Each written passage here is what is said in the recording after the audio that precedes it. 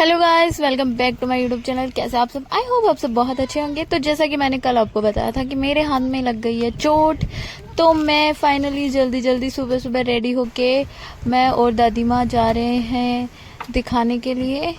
काफ़ी सुबह जल्दी निकलना पड़ा, मतलब 9 साढ़े 9 समथिंग बज रहे हैं इस टाइम पे, और अभी निकलना पड़ा क्योंकि फिर धूप ज़्यादा हो जाती, फिर हॉस्पिटल में भीड़ बहुत ज़्यादा हो जाती है वहाँ पे। तो पापा ने बोला था कि गाड़ी आ रही है, तुम लोग जल्दी से रेडी हो जाओ।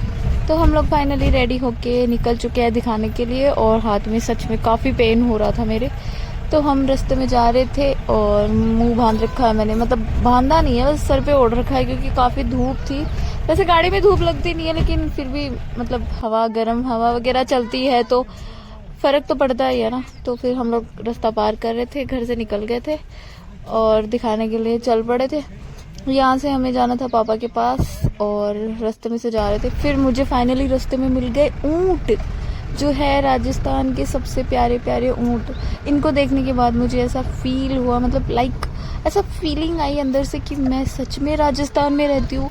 इतने दिनों से मैंने ऊंट नहीं देखे थे सच में गाइस, और फाइनली आज इन ऊँटों को देख के ना, जाने से पहले मुझे इतना अच्छा लग रहा था, इतना। तो ये सब लूंग पत्ती वगैरह खा रहे थे बोझों से और अपना पेट भर रहे थे, मतलब पेड़ पौधों से। फिर हम लोग वहाँ से पापा को पिक किया। पापा को पिक करने के बाद हम लोग निकल चुके थे और देखो टोल रोड पार कर चुके थे हम लोग। और बाद में सामने एक बोर्ड लगा हुआ था, बड़ा सारा बोर्ड लगा हुआ था, जहाँ पे साफ साफ लिखा हुआ था कि श्री माधोपुर इज 19 किलोमीटर दूरी पे। तो हमें 19 किलोमीटर की दूरी और तय करनी है गाइस। फिर काफ़ी मतलब आगे निकलने के बाद हम लोग आ चुके थे और एक और टोल हमने पार किया जिसके ऊपर लिखा हुआ था कि श्री माधोपुर 4 किलोमीटर की दूरी पे।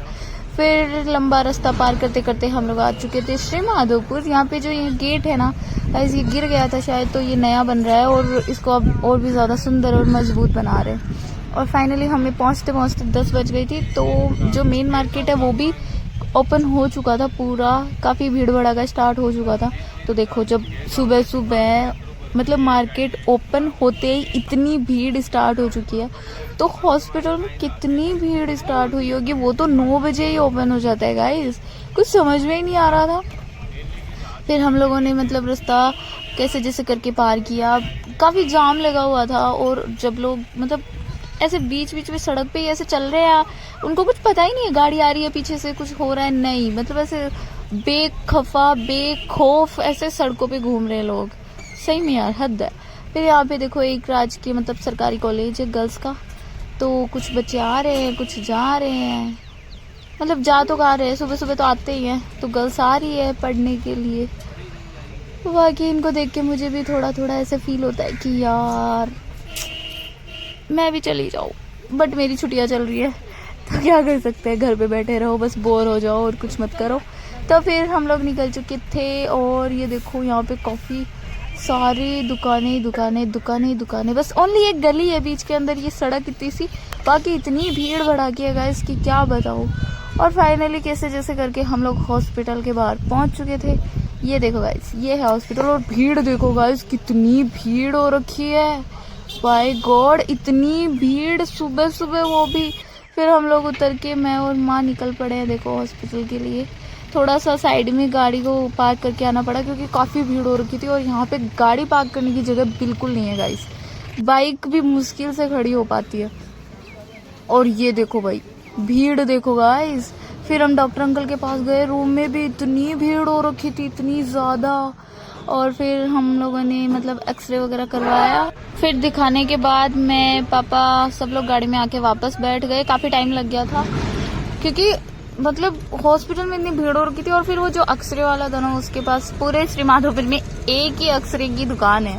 सही बता रही गाइस, अगर किसी को बिजनेस करना है ना इस चीज़ का, तो वो मेडिकल शॉप जाके वहाँ पे खोल ले, ओपन कर ले और एक एक्सरे की शॉप कर ले वहाँ पे, क्योंकि सिर्फ एक शॉप पूरे श्री माधोपुर में हद है मतलब। और इतनी भीड़ हो रखी थी तो वहाँ मुश्किल से नंबर आया।